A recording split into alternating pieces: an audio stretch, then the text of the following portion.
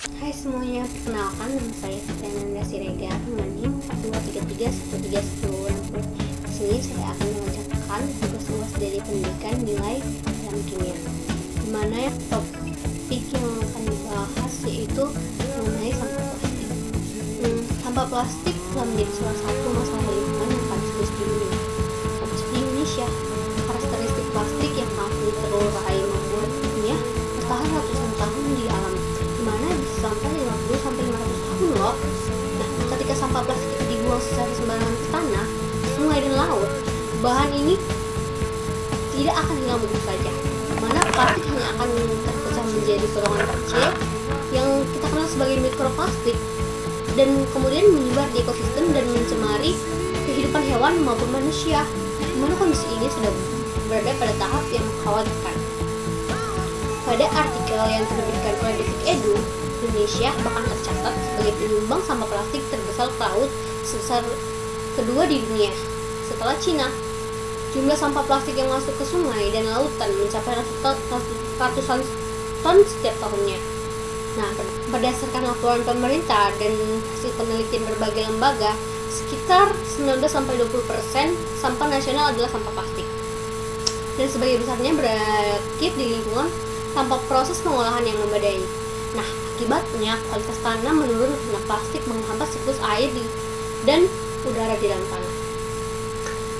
Di sisi lain, polusi plastik di perairan menyebabkan gangguan kesehatan pada biota laut seperti ikan, penyu, dan burung yang seringkali menelan plastik karena mengira itu makanan.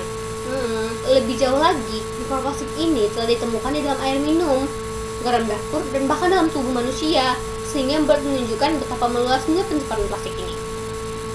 Karena dampaknya yang begitu besar, diperlukan solusi alternatif yang lebih ramah lingkungan. Salah satu upayanya yang banyak dikembangkan adalah penggunaan bioplastik. Kamu tahu nggak bioplastik itu apa?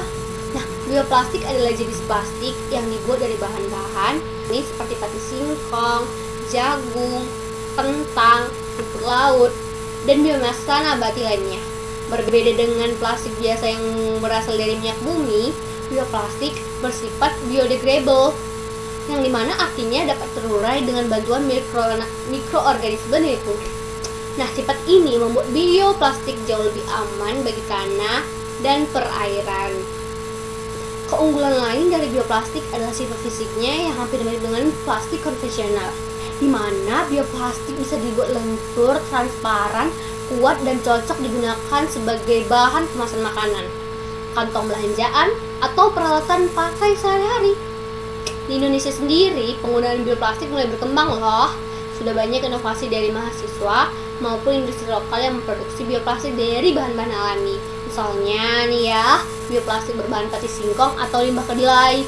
Bahkan beberapa pusat perbelanjaan sudah mulai menyediakan kantong belanjaan yang diklaim sebagai biodegradable. Namun demikian, bioplastik juga memiliki keterbatasan. Tidak semua jenis bioplastik dapat terurai secara alami tanpa bantuan fasilitas khusus nih. Nah, banyak juga bioplastik yang memerlukan kondisi tertentu seperti suhunya tinggi, kelembapan tertentu, atau proses pengomposan industri agar benar-benar terurai. Jika bioplastik dibuang begitu saja di TPA tanpa pengolahan, proses penguraiannya bisa menjadi sama lamanya dengan plastik biasa, bisa sampai 50-500 tahun loh. Selain itu, biaya produksi bioplastik masih relatif lebih tinggi, sehingga penggunaannya belum dapat sepenuhnya menggantikan plastik konvensional dalam skala besar.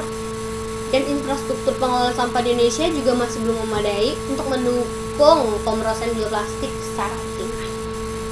Terlepas dari kelebihan dan kekurangannya itu, bioplastik tetap menjadi salah satu langkah penting kok untuk mengurangi krisis sampah plastik. Namun, keberhasilan upaya ini tetap bergantung pada kesadaran masyarakat dalam menjaga lingkungan.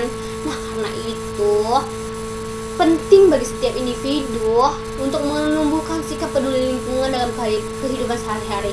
Ada banyak hal yang sederhana yang dapat dilakukan, misalnya tidak membuang sampah sembarangan.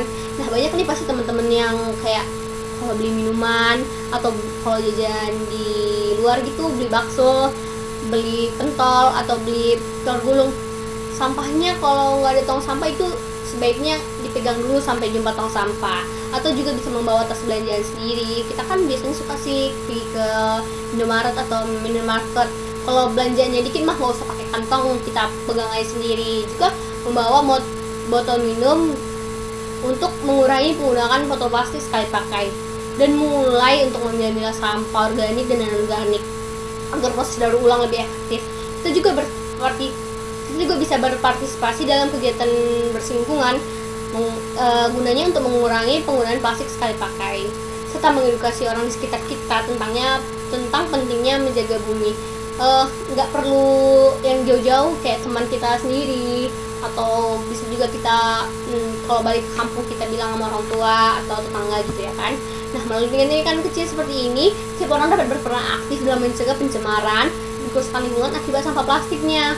Lebih dari itu juga, sikap peduli lingkungan yang ditanam sejak dini itu dapat membantu membentuk generasi yang lebih bertanggung jawab terhadap keberlangsungan bumi.